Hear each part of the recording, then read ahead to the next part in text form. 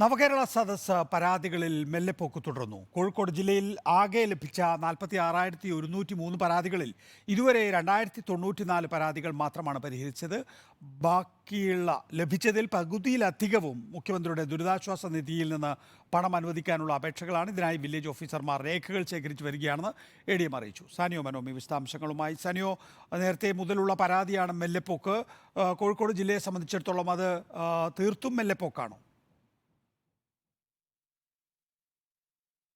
അതെ, അങ്ങനെ വേണം കരുതാൻ. അതായത് നവംബർ 24 മുതൽ 3 ദിവസമാണ് 13 മണ്ഡലങ്ങളിലായി കോഴിക്കോട് ജില്ലയിൽ നവകേരള സദസ്സ് നടന്നത്. 46,000 മേൽ പരാതി, കൃത്യമായി പറഞ്ഞാൽ 46,103 പരാതികളാണ് ഈ 3 ദിവസത്തെ നവകേരള സദസ്സിൽ കോഴിക്കോട് ജില്ലയിൽ കിട്ടിയത്.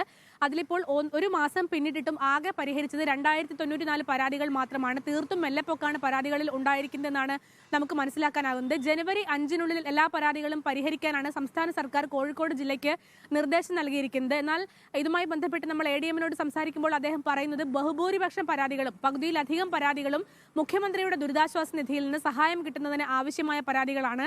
ഈ പരാതികൾക്ക് ഇത്തരത്തിൽ സഹായം കിട്ടണമെങ്കിൽ വില്ലേജ് ഓഫീസർമാർ എല്ലാ രേഖകളും ശേഖരിക്കേണ്ടതുണ്ട്. മെഡിക്കൽ രേഖകൾ ആണെങ്കിൽ അങ്ങനെ, അല്ലെങ്കിൽ റേഷൻ കാർഡ്, അല്ലെങ്കിൽ ആധാർ കാർഡ്, ഇതുപോലുള്ള രേഖകളെല്ലാം ശേഖരിക്കേണ്ടതുണ്ട്. അത് ശേഖരിക്കാൻ വില്ലേജ് ഓഫീസർമാർക്ക് നിർദ്ദേശം നൽകിയിരിക്കുകയാണ്. ആ ശേഖരണ പരിപാടി നടന്നുകൊണ്ടിരിക്കുകയാണ്. അതാണ് ഇത്തരത്തിൽ വൈകുന്നത് എന്നാണ് ADM ഇതിനൊരു കാരണമായി പറഞ്ഞിരിക്കുന്നത്. ഏതായാലും ജനുവരി 5-നുള്ളിൽ പകുതി പരാതികളെങ്കിലും പരിഹരിക്കാൻ കഴിയുമെന്ന ഒരു ആലോചനയിലാണ് ജില്ലാ ഭരണകൂടം ഇപ്പോൾ ഉള്ളത്. ഏതായാലും കോഴിക്കോട് ജില്ലയിൽ 2,093 പരാതികൾ മാത്രം പരിഹരിച്ചു എന്ന് പറയുമ്പോൾ വലിയ തരത്തിലുള്ള മെല്ലെപ്പൊക്കാണ് പരാതി പരിഹാരങ്ങളിൽ ഉള്ളത്. സാനിയോ മനോമിയാണ് വിശദാംശങ്ങൾ നൽകിയത്.